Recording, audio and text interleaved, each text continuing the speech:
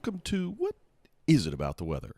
Where once a week we get together and explore the many ways that weather winds and weaves, works, pokes, prods, whatever it is, itself into our everyday lives.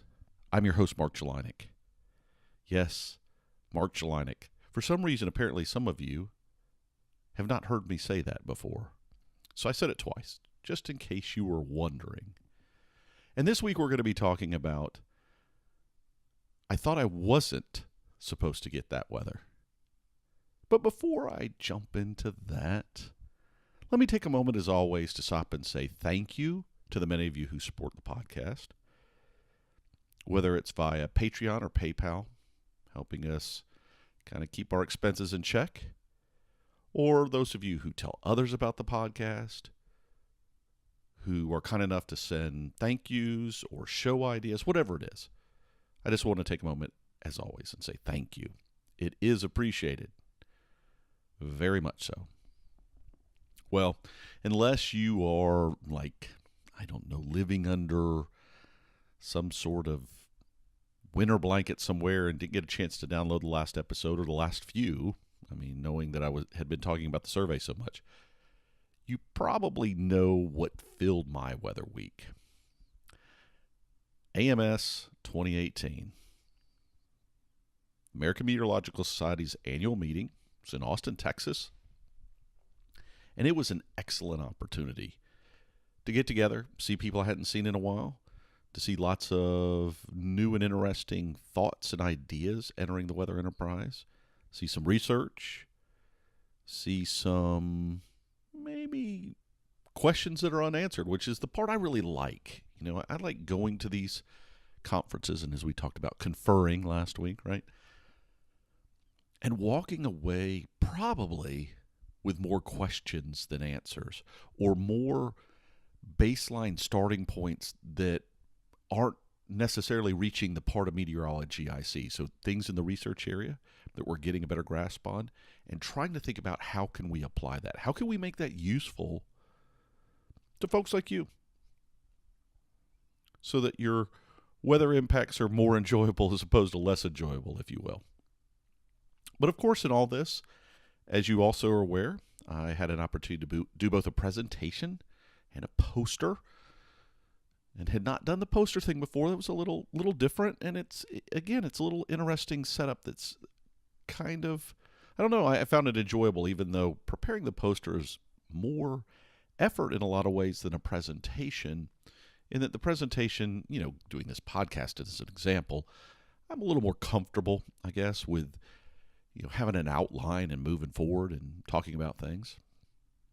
Whereas a poster, you kind of have to put so many of your thoughts down so that someone, let's say you're talking to somebody about the poster and someone else is walking by, they can at least get an idea if you don't have time to talk to them individually as well.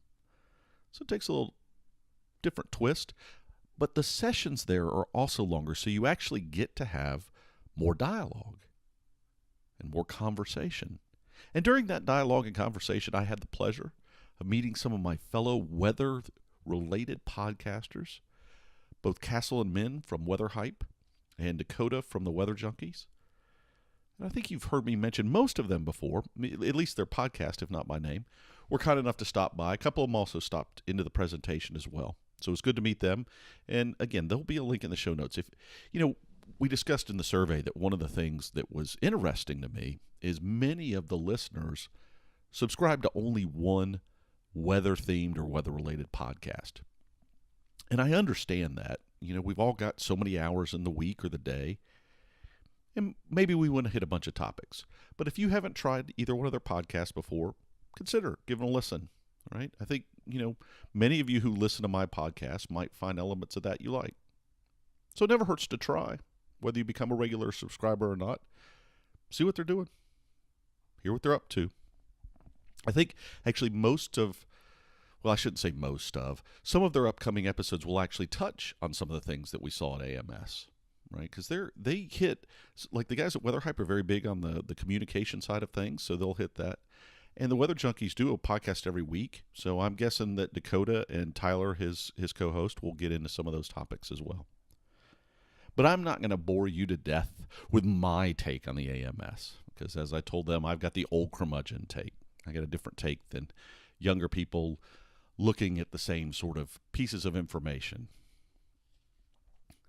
Instead, we're going to move on to a topic that's sort of I don't know if you will, a sister topic to one we did in the middle of 2017. Actually, if you go back and look, I think the episode is, I want to say June 16th, but definitely in June of 2017, we did an episode entitled, Why Don't I Get That Weather?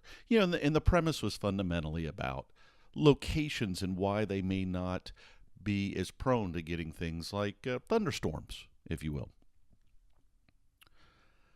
So I thought I'd do a flip side of that, because I also, speaking of podcasters, had the opportunity a few months back, as you know, to be on the Ritual Misery podcast, and Kent, one of the hosts, brought up this scenario that kind of intrigued me. And I guess the weather event surprised him. So it was more of, I thought I wasn't supposed to get that weather, if you will. But we're going to talk about that. Is that really what's going on here? But let's set the stage for his situation in particular, and we're going to talk about a couple of more cases as well. So imagine here you are, somebody, he at the time was in the U.S. military, on a base in Japan. Now, the base he was at, for those that aren't familiar with Japan, it's a chain of islands. People tend to think of a couple of the bigger islands being in the kind of more of the North Pacific, but the chain of islands does extend further south, a couple of smaller islands, and one of them is Okinawa. So here he is, spring day, smaller island, but he's stationed at I think it's actually an Air Force base there, doing his thing, early April 2002, and the next thing you know, reports of tornadoes. And it was a tornado that was strong enough to flip cars. So maybe not something that we see in the Midwest U.S. or some other places that get these big, huge Category 5, EF5 tornadoes, but still pretty powerful enough to move things around in more than a subtle way. And he was taken aback by that. He was like, I had no idea that I would ever be dealing with tornadoes at that location. So the real question becomes, is that really unusual or not? And you can look to other examples as well. I had someone recently tell me a story about how they had been in Hawaii. Again, chain of islands in the middle of the Pacific. People think about going there on beach vacations. And the next thing they know, they're seeing an advertisement for the ability to go snow skiing or snowboarding. They had no idea, right? I didn't know I could do that in Hawaii. Now, the reality is, it's not really easy to do in Hawaii, but it does happen.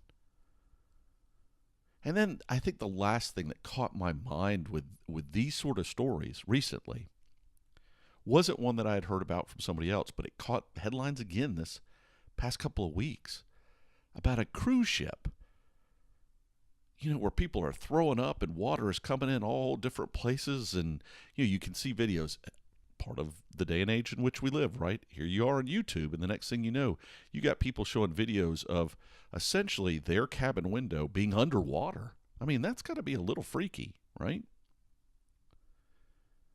But the real question becomes, I think, with all of these cases,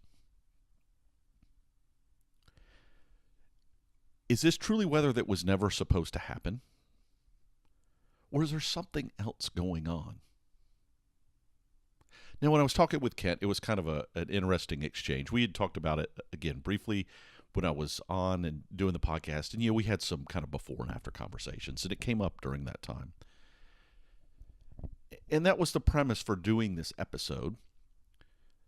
So I reached out to him in the past couple of weeks, and I said, hey, remind me what it was about that tornado. And the reason I had to be reminded is when I started looking for tornadoes on Okinawa, or in Japan in general, I was getting these huge lists. And so I was like, something doesn't seem quite right here. And funnily, when he responded to me, he goes, okay, here's the date. But in looking for the one that I was trying to talk about, I've come to realize that tornadoes aren't that unusual at all. Now, again, this is a fairly small island. And depending on which accounts you read, it experiences tens of, well, maybe not tens, but above 10 tornadoes each year. Now, the reality is the vast majority are waterspouts, and I think we've even talked about that a little bit before. That's a different kind of setup than what you think of as these major convectively driven types of tornadoes. Some of the mechanics are a little different. Usually waterspouts are a much weaker thing, and in that sense, they're not even considered true tornadoes. But nonetheless, Okinawa, on average, does have a couple of tornadoes every year.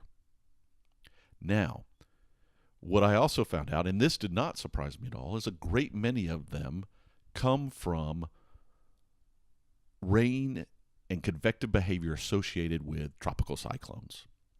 And having worked with somebody that researched in that area, I know that some storms are more conducive to that than others, but hurricanes and these bands of convective activity that take place around a tropical cyclone have the capability, in many cases, to spin up tornadoes. Now, this was not one of those cases, right? But what we got back to is maybe it's not that unusual. And his own investigations found that out. However, as somebody not from that island, and even though he was there for a while, as a visitor to that island, if you will, he was thrown off on what might be not as unusual for someone who'd lived there a long period of time. So that's when we start to get in what's really going on with these cases. Is it that they're truly unusual, all right? Is it truly, I thought I wasn't supposed to get that weather, or is it more just context, right? Is it just a frame of reference? And clearly what we found out in his case is, while they may not be common, for somebody who had lived on Okinawa for many years, they would probably say, oh yeah, we've had a few. We don't get them often. Maybe they're not as strong.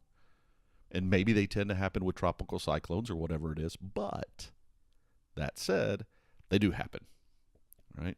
So it becomes more of a frame of reference of the occurrence and how often they happen. So there's always this surprise element, and I think that's what he dealt with is, one, you're caught off guard. You don't expect it. And I think someone who, again, maybe would visit Hawaii, whether it's you see the advertisement for going skiing or see snow on the top of one of the big island's peaks. I mean, these things are in excess of 10,000 feet. It shouldn't surprise people, in theory, that think about weather, and it wouldn't surprise me to hear that there's snow on top of those islands. But again, you go to this island, and you're on the beach, getting sun. It's nice and warm. The last thing you're thinking about is that on the top of that big peak over there, and keep in mind, Hawaii has a lot of observatories on, particularly one of the big peaks that tends to get snow, leads you on to believe that maybe there's something a little different about that peak. And there is. It's how high up there it is, and that the snow gets up there. Now, I've seen some of the pictures from people skiing on those islands, or on that peak. And, yeah, you can, right? But it ain't exactly like skiing at a ski resort. So you kind of have to also put things in perspective. So you get past the surprise thing, and then you go, okay, is it really skiing? Or is it really maybe the skiing that I would be familiar with or know if I, skied in parts of Europe or, Western U.S. where you've got these big mountains and lots of feet of fluffy snow? No, that's not regularly what's going on in these places. But it's still kind of cool to think about, right? I mean, me. I'm one, if there's snow anywhere, it's a good thing. So I would think that would be a really cool thing to do. And so maybe when I plan my Hawaiian vacation, I'll make a point of doing that.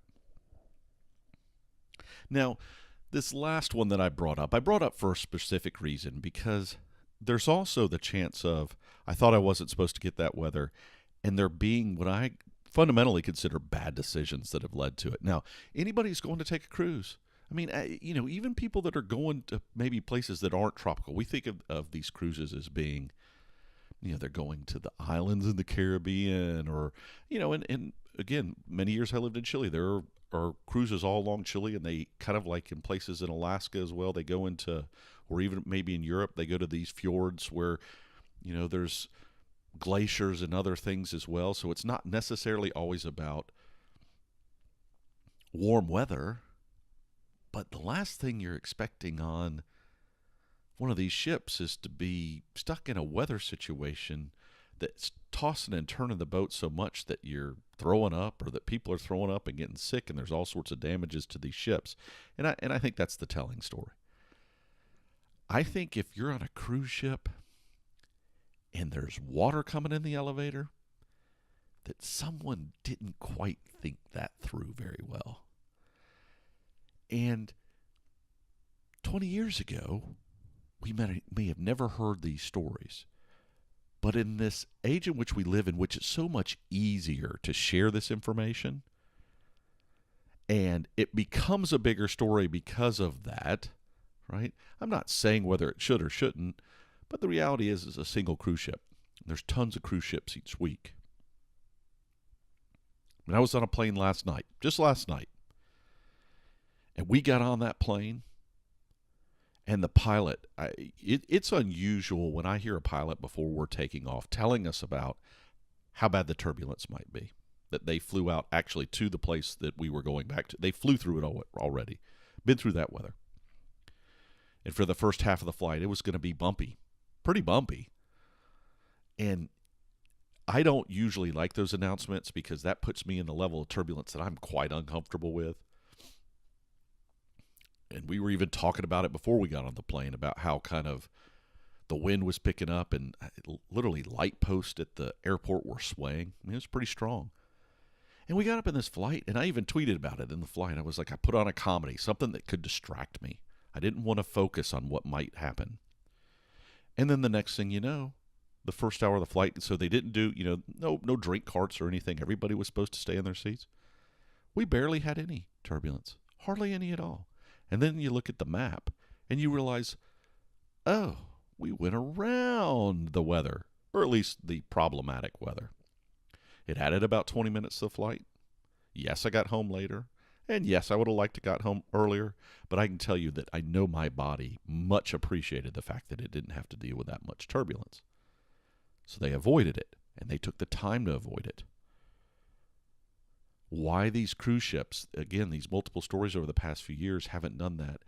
And you might be able to argue that the forecast weren't good enough. I'm struggling with that because from what I've seen retrospectively, looking at a couple of these high-profile cases I've seen, the cruise ship should have been nowhere near where they were. Now here's the flip side, right? Cruise ship full of hundreds of people. It's got a schedule to keep. And I can tell you there's always going to be this balance between what's a delay going to mean in terms of the next cruise going out, and how this group of people is angry because they didn't get back to their port in time. So there's always that consideration, right? Do we need to adjust the schedule? Do we need to change things up just because we got this storm? Or are you going to try to figure out where you can be? And yeah, I'm not saying it's going to be a cushy ride, but maybe in the scheme of things, it's what you got to do to get back to port. Now, I don't know cruise ships well enough to say whether they were put in danger, but I will tell you some of the videos I've seen, I don't know that I would, feel comfortable. And this is the challenge we run into all the time, right? It's like turbulence in airplanes.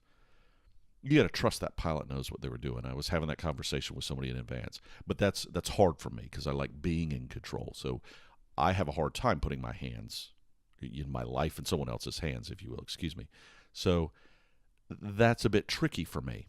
And I think it's part of the challenge I have with turbulence in general is I feel helpless to do anything about it. And I have to imagine if I was on that cruise ship, I'd feel the same way. And I might be fearful for my safety. Now, some of the videos I've seen, people thought it was cute and funny. And I think as long as you're not yakking and as long as you feel the cruise ship's not going anywhere, that you're going to be okay. But we do hear reports, right, of ships that go down in these types of dangerous storms, whether it's a wintertime storm or whether it's a tropical, summertime storm, whatever it is. They can be dangerous situations. And these cruise ships are not nimble. So I would think they would want to avoid those things. Why they didn't in this case, I don't know. So I don't think in any of these cases we've seen something that I would call truly unusual. I think they're not the norm, They're not everyday occurrences, but they're certainly, when you take the perspective, how much you know about where they are, there's more to it than that, right?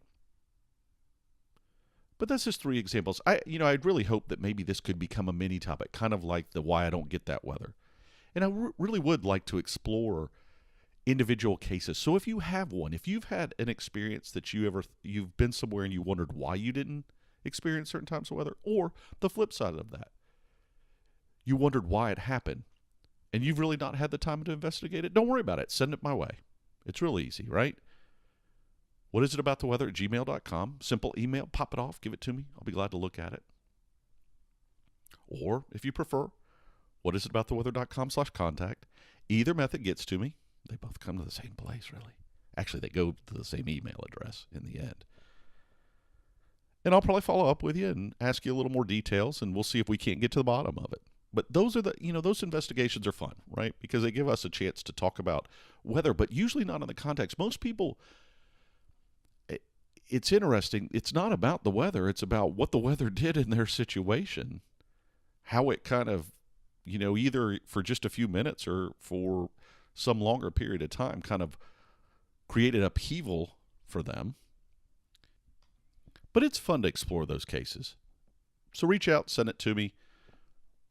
Like I said, we may discuss it a little further so that I can get the details and really dig into it. But we can explore it and both learn a little bit in the process, hopefully. All right, so communication, that was a big thing at the AMS meeting. And I mentioned to you some of the folks that I met from the other podcast. Castle Williams, who is if I'm going to get all this right, a Hulling Scholar, that's something that's done from the National Science Foundation, had an interesting presentation, or a couple of them, on communication. And he had the opportunity to do an interesting internship this summer, spend some time with that.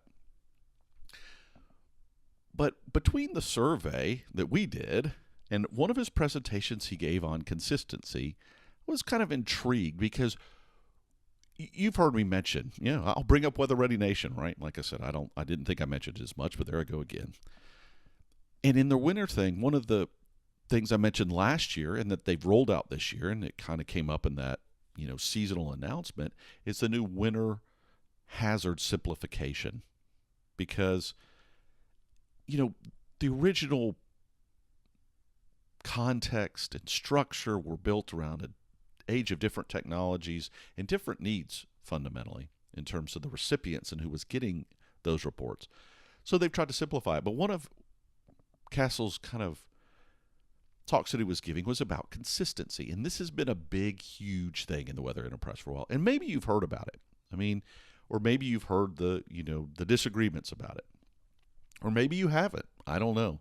But the premise is that we all need to do a better job telling the same story, right? Particularly when there's a dangerous situation at hand. The potential for a tornado, let's say, or a tropical cyclone, or whatever it might be. And I found it intriguing the more I thought about it, and the more I thought about how, listeners tend to listen to just one weather-themed podcast. And I realized that, there's probably a reason for that could also explain why maybe we're inconsistent, and that's not all bad either. Because I know I make decisions different from even my wife, right? We may look at the same 2 sources of information and come to a different decision. So I had an interesting exchange with Castle about how I think the challenge is. I guess what we want consistency on is that people act in those situations, and that they act in a way that's not detrimental to others, that they're focused on doing the right things for them, and that other people around them can do the right things as well. But I realized that, we all have different ways of getting there. So I'm not sure what the right answer was, but it was an interesting kind of side note. So kudos to Castle on those good presentations. And again, whether it's touch a base with me on consistency in messaging or why you listen to one weather podcast versus the other. I've heard from some folks in advance about this topic before. So it kind of had that kind of prodding me thing.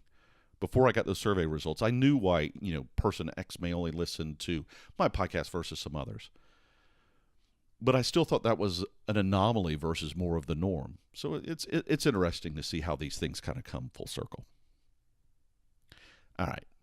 It's probably time to wrap up, but I can't completely get away before I touch back on Aaron's thing about frontal boundaries. Now, Aaron, the tricky news is there's no good answer.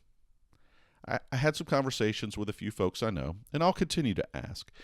I guess the short summary answer is, and I don't think I was that far off, is maybe frontal boundaries just aren't as good in the storytelling process anymore. Not everybody actually knows what they are. That's sad to me, but I guess it's a reality of the time in which we live. But I was sitting having lunch, at a counter in Texas, and there was a guy with frontal boundaries showing right up on his stuff. Now, Texas is a big place, and I think it was good for him telling his story, but then he immediately went to kind of one of the things I brought up, which is more contoured colors and how the temperatures were going to change and that sort of thing, and used a lot of satellite imagery as well. So I think it's more of a personal preference and what the rating's like and how the story's being told. I don't think that there's a simple single answer, Aaron, but I will keep digging. When I see people, I will continue to ask them, because you do get different answers every time. It's not been one of those things that there's one kind of universal aha moment. So whether it's that question or anything else, like I said, feel free to send them my way. Be glad to investigate them. Again, whatisitabouttheweather@gmail.com or whatisitabouttheweather.com/contact. Back it up to the support piece. If you want to know, if you're new to this podcast and want to know how you can help us, whatisitabouttheweather.com/support. If you're interested in becoming a patron or supporter of the podcast, on the support page you can learn about it, but you can also go to patreon.com/weather, or certainly you can just go to the support page because, like I said, there's also the PayPal option in there for people who prefer to do a one-time donation versus a subscription. But with that, as I try to get my head back in a row here, I'm not going to go too long. Hopefully some of the things I've learned will work its way into the schedule. But I'm sure if you do listen to one or more of the podcast, or if you check out one of the ones I mentioned, you'll get kind of an earful of some of the things that went down at the American Meteorological Society's annual meeting, AMS 2018. Heck, you could even go to Twitter if you're an active Twitter user, just look through that hashtag, and you probably learn a lot just in doing that. But, sometimes it's not about the weather, right? It's about what the weather does for us, or doesn't do for us, or how it makes our lives simpler or more chaotic all at the same time, or how it just weaves itself into something that we had no idea. Whatever case, whichever of these it is, it's all interesting. It's all new and an opportunity to learn and explore. And we'll be doing that again next week.